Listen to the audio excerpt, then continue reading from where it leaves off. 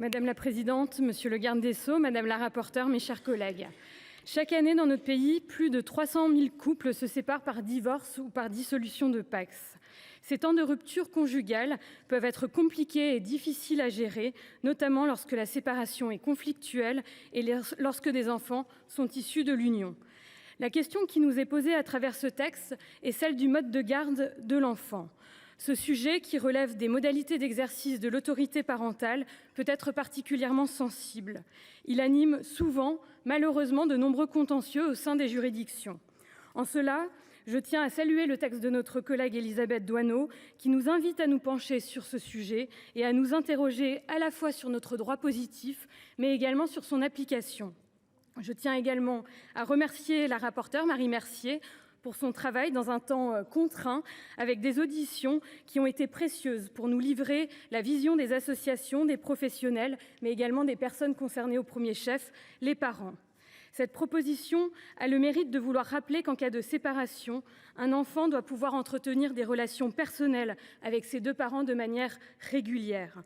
Cela peut paraître être une évidence, mais parfois, les séparations conjugales éloignent malheureusement de toute rationalité, notamment sur le plan parental. C'est le sens de l'article 1er qui aligne ainsi sa rédaction sur celle de la Convention internationale des droits de l'homme et qui a une portée symbolique mais également pédagogique en responsabilisant les parents. L'article 3, quant à lui, rajoute expressément aux critères devant être pris en considération par le juge aux affaires familiales dans ses décisions relatives à l'autorité parentale d'éventuelles violences ou pressions d'un parent sur l'enfant, étant entendu que les juges prennent déjà en compte ces éléments en pratique.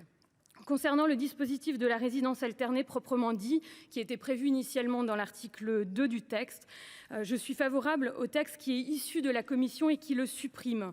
Non par opposition de principe à la garde alternée, qui peut par moments présenter des atouts, mais parce que notre responsabilité, je crois, ici en tant que législateur, est de s'interroger sur le droit existant en répondant à la question « Y a-t-il réellement une nécessité à modifier la loi ?» C'est d'ailleurs une question qui devrait nous animer tant nous sommes nombreux justement à dénoncer cette inflation législative et les changements beaucoup trop fréquents en fait de réglementation qui impactent aussi les professionnels. Par son article 373-2-9, le principe en vigueur dans notre code civil est que la résidence de l'enfant peut être fixée en alternance au domicile de chacun des parents ou au domicile de l'un d'eux, avec, et cela a été dit, un critère majeur qui est pris en compte, l'intérêt supérieur de l'enfant, et je crois que ce critère doit le rester. Il est le moteur qui conduit les décisions du juge aux affaires familiales, couplé à une appréciation in concreto qui assure justement la souplesse, mais également l'adaptation au cas par cas. Et nous le voyons, c'est une nécessité et une force de notre droit positif, tant nous savons que chaque situation familiale et personnelle est à la fois singulière et différente. Le cas d'un enfant en bas âge n'est pas le même que celui d'un adolescent, de même que la situation de deux enfants du même âge peut être totalement différente. La garde alternée ne recoupe pas non plus les mêmes réalités en fonction de l'éloignement géographique, en fonction des habitudes extrascolaires, scolaires de l'enfant. Et il est également évidemment à prendre en compte la communication et le climat qui résident au sein du couple, autant d'éléments qui démontrent que l'intérêt de l'enfant ne peut s'apprécier qu'au cas par cas et donc nécessite cette appréciation souple. Présumer que l'intérêt de l'enfant se trouve dans la garde alternée par principe risque, à mon avis, de rigidifier notre droit, de le rendre inadapté à une majorité de situations, voire d'aller à l'encontre de l'intérêt de l'enfant. D'autant qu'il y a bien des cas dans lesquels la garde alternée ne me paraît absolument pas appropriée, notamment, évidemment, les cas de violences conjugales et intrafamiliales. Si l'appréciation souple du juge me paraît être un atout de notre droit qu'il ne faut pas ôter, cela ne doit pas pour autant nous exonérer de nous interroger sur son application. Car une réalité demeure, le recours à la résidence alternée reste encore une modalité de résidence minoritaire, malgré une tendance, cela a été dit, à la hausse, avec la recherche de plus en plus présente d'une parentalité équilibrée.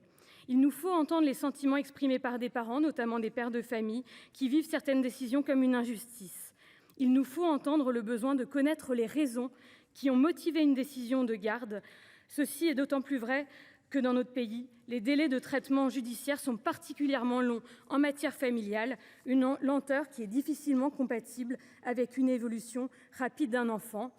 Et enfin, je crois que quand on évoque le droit de la famille, il est essentiel de parvenir à l'apaisement et de ramener de la sérénité dans des temps familiaux qui ne le sont pas toujours, et en cela d'encourager les règlements amiables des conflits. Pour l'ensemble de ces raisons, nous voterons le texte issu de la commission. Merci beaucoup.